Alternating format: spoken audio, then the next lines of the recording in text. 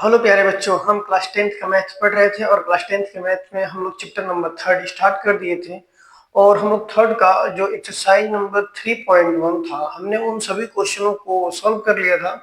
आज हम इस वीडियो में 3.1 के आगे जो भी हमारे एग्जाम्पल होंगे, जो भी एक्सरसाइज होगा, हम लोग उनको देखेंगे और उनको समझेंगे। और सबसे पहले ये चीज कि अगर आप लोगों को वीडियो पसंद आए तो वीडियो को लाइक कर दिया करें, शेयर करें और सब्सक्राइब कर दिया करें। हम लोग चलते हैं आज 3.1 से आगे। जो हमारा अगला है वो है सब्स्टिट्यूशन मेथड। हम इस मेथड के बारे में पढ़ेंगे, जानेंगे। और सबसे इम्पोर्टेंट चीज ये कि ये जो मेथड है ये हमारे एग्जाम में कई बार आ चुका है। इस पे कई बार क्वेश्चन आते हैं कि हमें सब्स्टिट्यूशन मेथड से सॉल्व करो, दो हमें इक्वेशन दे देगा, उसको सब्स्टिट्यूशन मेथड से सॉल्व करने के लिए बोलेगा। तो अगर एग्जाम में अगर बोलता है कि हमें सब्स्टिट्यूशन मेथड से करना है तो हमें हर हालत में हमें यही रूल लगाना पड़ेगा। अगर इसके अलावा बस सॉल्व करने के लिए बोल देगा तो हम कोई भी मेथड लगा सकते हैं। ग्राफिकल मेथड है, सब्स्टिट्यूशन मेथड है, अभी हम लोग आगे एक और मेथड पढ़ेंगे। हम किसी भी मेथड का यूज करके हम लोग सॉल्व कर सकते हैं। तो आज हम इस वीडियो में समझेंगे कि सब्स्टिट्यूशन मेथड से हम लोग किस तरीके से क्वेश्चन को सॉल्व करते हैं। तो जो हमारा इसमें सबसे पहला क्वेश्चन है वो एग्जांपल नंबर 4 है। हम लोग 3.1 के आगे हम लोग आगे चलेंगे। तो एग्जांपल नंबर 4 है। एग्जांपल नंबर 4 में कह रहा है कि solve the following pair of equation of substitution method. कह रहा है कि हमें इक्वेशन है, हमें उसको सब्स्टिट्यूशन मेथड सॉल्व करना है। इक्वेशन दिया गया है कि 7x minus 15y equal to 2 और दूसरा इक्वेशन दिया गया है कि x plus 2y equal to 3। इस तरीके से हमें दो इक्वेशन दिया गया है। कभी भी अगर सब्स्टिट्यूशन मेथड से क्वेश्चन देगा तो सबसे पहले यही चीज देगा कि हमें दो इक्वेशन देगा और फिर दोनों इक्वेशन को हमें सॉल्व करना होगा। तो ध्यान से देखेंगे इस क्वेश्चन के लिए, सब्स्टिट्यूशन मेथड के लिए हम लोग क्या करते हैं कि हम इसके लिए या तो इक्वेशन नंबर फर्स्ट से या फिर हम इक्वेशन नंबर सेकंड से या तो हम x की वैल्यू निकालेंगे या तो फिर हम y की वैल्यू निकालेंगे। यानी हम या तो इक्वेशन नंबर फर्स्ट से एक्स वाई में किसी एक की वैल्यू निकालें या फाइंड करें, और या तो हम फिर इक्वेशन नंबर 2 से या तो हम x की वैल्यू निकालें या फिर हम y से निकालें। किसी भी एक वैल्यू निकाल लेते हैं। तो हम लोग काम करते हैं, हम लोग इक्वेशन नंबर सेकंड से x की वैल्यू ही निकाल लेते हैं, कोई दिक्कत नहीं है। तो निकालेंगे from equation first. From equation first हम equation number first, equation first क्या लिखा है x plus 2y equal to 3। अगर हम यहाँ से x की वैल्यू निकालेंगे तो 2y इससे हट जाएगा तो x इक्वल टू कितना होगा 3 माइनस 2y। ये हमारा आ गया x की वैल्यू, x इक्वल टू कितना आया 3 माइनस 2y। अब ध्यान देंगे, अगर हम इक्वेशन नंबर 2 से ध्यान देंगे, अगर हम इसको हम लोग इक्वेशन नंबर अगर 2 से इस वैल्यू को निकाले हैं तो इसको हम लोग क्या करेंगे फर्स्ट इक्वेशन में पुट करेंगे। अगर हम इस वैल्यू को फर्स्ट इक्वेशन से निकाले होते तो जो भी x की वैल्यू आती उसको हम लोग क्या करते हैं सेकेंड इक्वेशन में पुट करते हैं। तो हम इसको किस में पुट करेंगे इक्वेशन नंबर फर्स्ट में। तो लिखेंगे x equal to 3x minus 2y, put equation number first, put equation first. हम इस इक्वेशन नंबर फर्स्ट में पुट करेंगे। फर्स्ट क्या है इक्वेशन, तो 7x minus 15y equal to 2। हम क्या करेंगे x की जगह पे पूरी वैल्यू रखेंगे। तो 7x की वैल्यू कितनी है 3 minus 2y minus 15y equal to 2। Multiply करेंगे 7 3 या 21, 7 2 या 14y minus 15y equal to 2। अब ध्यान से देखेंगे ये दोनों माइनस में ऐड हो जाएगा और 21 इस साइड है तो इसको इधर चले जाएंगे। तो इन दोनों को ऐड करके कितना होगा 29 माइनस का 29y इक्वल टू 2 माइनस 21। यहाँ पे हो जाएगा कितना 2 माइनस 21। इसको सोल्व करेंगे 29y इक्वल टू 21 में से 2 माइनस करेंगे कितना होगा 19, इसलिए y इक्वल टू क्या हो जाएगा डिवाइड हो जाएगा, मल्टीप्लाई में है तो माइनस 19 अपन माइनस 29, माइनस से माइनस कैंसिल। तो y की वैल्यू क्या आ गई 19 अपॉन 29। ये हमारा एक आंसर हो जाएगा। अब हम क्या करेंगे, जो भी y की वैल्यू निकला है या तो हम इस इक्वेशन नंबर फर्स्ट में पुट कर सकते हैं या तो हम इस वैल्यू को इक्वेशन नंबर सेकंड में पुट कर सकते हैं या फिर हम इस y की जो वैल्यू है यहाँ पे भी हम रख सकते हैं, कहीं भी रख देंगे आंसर आ जाएगा। हमारा क्या है यहीं पर रख देते हैं x equal to 3 minus 2y। तो 3 माइनस 2 इंटू वाई की वैल्यू कितनी है 19 अपॉन 29। इसका मल्टीप्लाई करेंगे तो कितना होगा 3 माइनस 19 टू या 38 अपॉन 29। इनका हम एलसीएम ले लेंगे तो इसका एलसीएम कितना हो जाएगा 29। इसका मल्टीप्लाई करेंगे 29 से जा ना तीसरा क्या से 2 3 6 8 87 माइनस 38 माइनस करेंगे 17 में 60 घटाएंगे तो 9, यहाँ बच गया 7 3 4। 49/29, ये किसकी वैल्यू निकल जाएगी, ये हमारी निकल जाएगी x की वैल्यू, ये हमारा हो जाएगा x और y की वैल्यू। हम इसको देख सकते हैं कि क्या हमारा क्वेश्चन सही है या नहीं है। x और y की वैल्यू हम क्या कर सकते हैं, अगर हम फर्स्ट इक्वेशन में पुट कर दे x y की जगह पे तो ये 2 के इक्वल आ जाएगा, तो हम कहेंगे कि जो हमारा वैल्यू है वो सही है।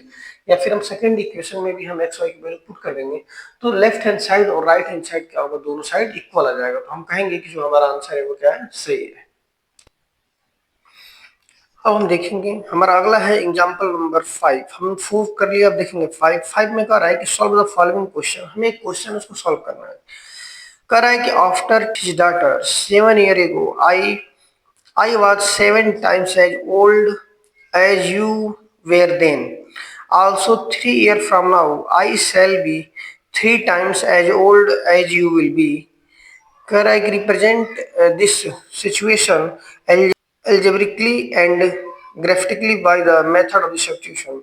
कह रहा है कि हमें एक क्वेश्चन दिया गया है, एज प्रॉब्लम का क्वेश्चन है। इस एज प्रॉब्लम के क्वेश्चन को हमें सॉल्व करना है। इसमें बताया गया है कि अगर ध्यान देंगे ये एज का क्वेश्चन है, सबसे पहली बात कि एज वाले क्वेश्चन में सबसे पहली बात ये ध्यान देंगे कि जब भी हमें एज मानना होगा तो हमेशा हम प्रेजेंट एज मानेंगे, चाहे वो कोई भी हो, वो बेटा और पिता भी हो सकता है। तो कभी भी अगर एज का क्वेश्चन हो, अगर मानना हो तो हम हमेशा क्या मानते हैं, प्रेजेंटेज मानेंगे।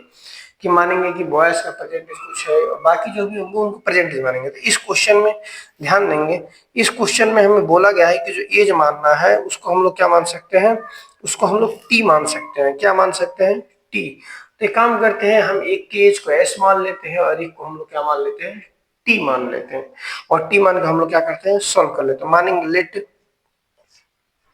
मानेंगे let S and T. Question में दिया गया है कि हमें एस और टी ही एज मानना है। S and T be the age of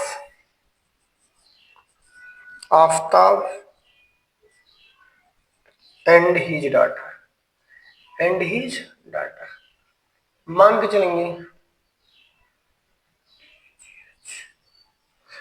चलेंगे, कि जो आफ्ताब है वो एस ईयर का है और जो उसकी डाटर है वो कितने ईयर की है, टी ईयर की है।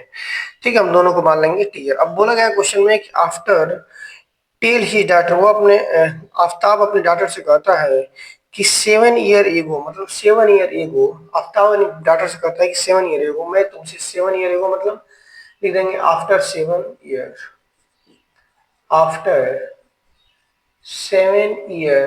एगो आफ्ताब एज।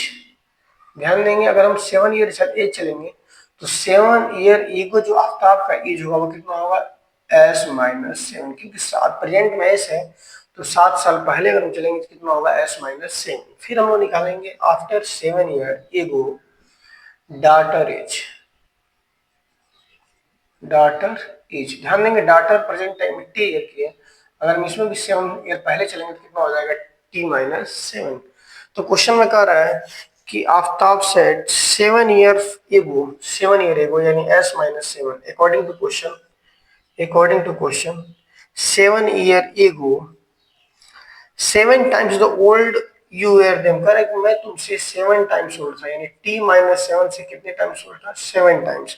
ये क्वेश्चन में दिया गया है, इसका हम सॉल्व करेंगे तो हो जाएगा s minus 7 equal to 7t minus 7 7 49। हम लोग इसको इधर ला देंगे t को, तो s minus 7t equal to minus 49 और इस सेट जाएगा तो हो जाएगा प्लस का 7। ये हो जाएगा s minus 7t equal to 49 में 7 माइनस कितना होगा, माइनस का 40। तो इस तरीके से हो जाएगा हमारा इक्वेशन नंबर फर्स्ट। ये हमारा हो जाएगा इक्वेशन नंबर फर्स्ट। फिर आगे क्वेश्चन में बोला गया है आल्सो 3 ईयर फ्रॉम नाउ, तो लिखेंगे also 3 year from now, 3 year from now Aftab age. ध्यान देंगे अब से 3 साल बाद अगर चलेंगे तो आफ्ताब अभी s साल का है, तो 3 साल बाद कितना हो जाएगा, s प्लस 3।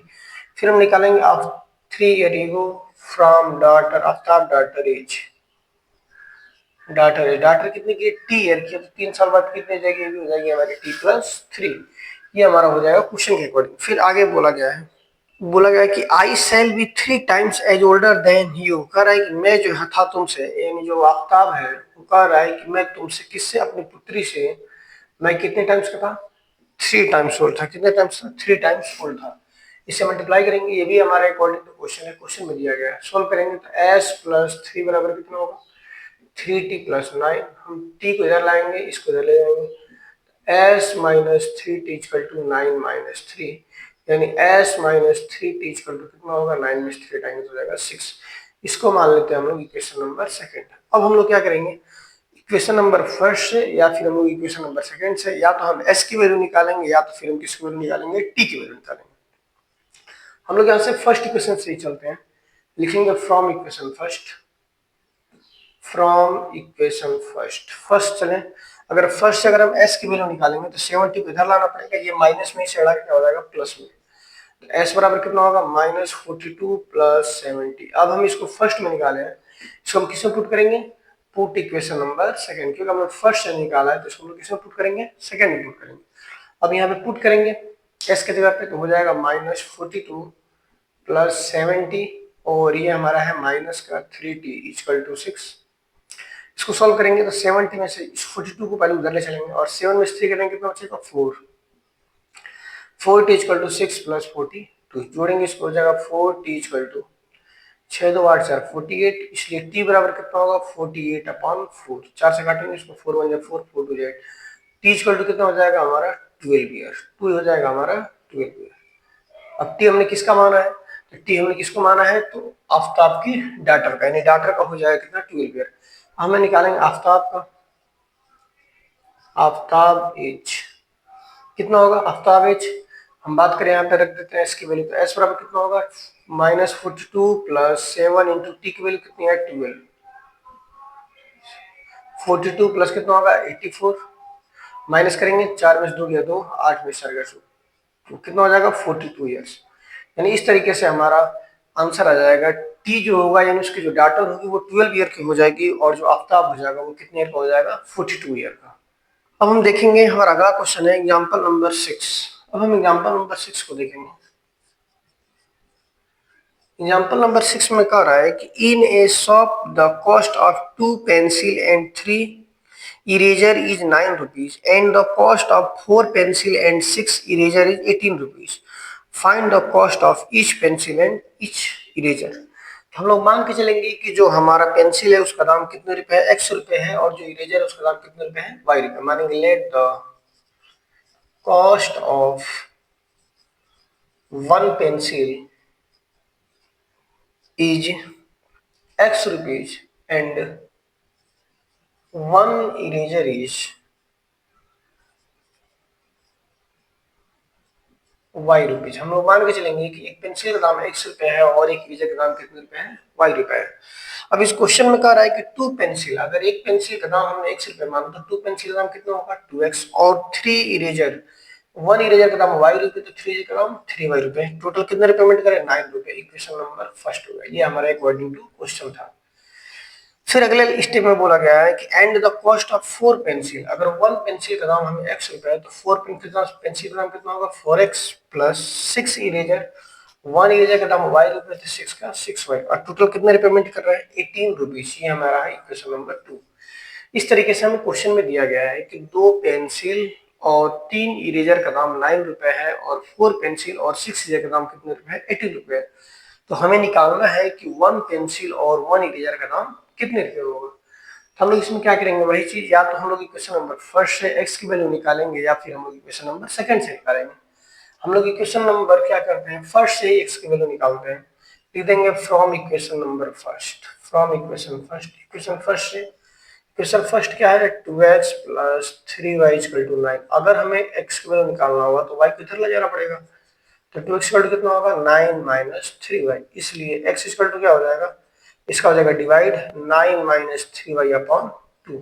अब ये x की वैल्यू आ गई, इस x की वैल्यू को हम लोग क्या करेंगे, ये कहां से निकला है, ये निकला इक्वेशन नंबर फर्स्ट। इस वैल्यू को हम लोग पुट करेंगे इक्वेशन नंबर सेकंड में, लिखेंगे put equation number second, second में पुट करेंगे। सेकंड है 4 इंटू एक्स की वैल्यू क्या है, 9 माइनस 3y अपॉन 2। ये हमने जो x की वैल्यू निकाला इसको हमने यहाँ पर रख दिया, फिर प्लस 6y इक्वल टू 18। अब हम लोग क्या करेंगे, 2 से काट सकते हैं इसको, 2 टू या 4। अब 2 का मल्टीप्लाई कर देंगे इसमें, तो हो जाएगा 2 9 या 18 और 2 3 या 6 y, और ये पहले से हमारा है 6y इक्वल टू 18। ठीक है, ये दोनों क्या हो जाएगा, हमारा कैंसिल हो जाएगा, ये भी कट गया ये भी कट गया, 18 इक्वल टू 18। इसका मतलब ये हुआ कि ये पॉसिबल जो है नहीं है। अब हम लोग अगला क्वेश्चन देखेंगे। अगला है एग्जांपल नंबर 7। कह रहा है कि two rails are represented by the equation. कह रहा है कि हमें दो इक्वेशन दिया गया है एग्जांपल नंबर 7 में। कह रहा है कि टू इक्वेशन है, पहला है x plus 2y equal minus 4 equal to 0, और दूसरा दिया गया है कि 2x plus 4y minus 12 equal to 0। बोला गया है कि will the rails cross each other, क्या ये जो रेल्स होंगी क्या वो दोनों एक दूसरे को क्या करेंगे, क्रॉस करेंगी या नहीं करेंगे। ठीक है, तो इसको भी हम लोग क्या करते हैं, सॉल्व कर लेते हैं।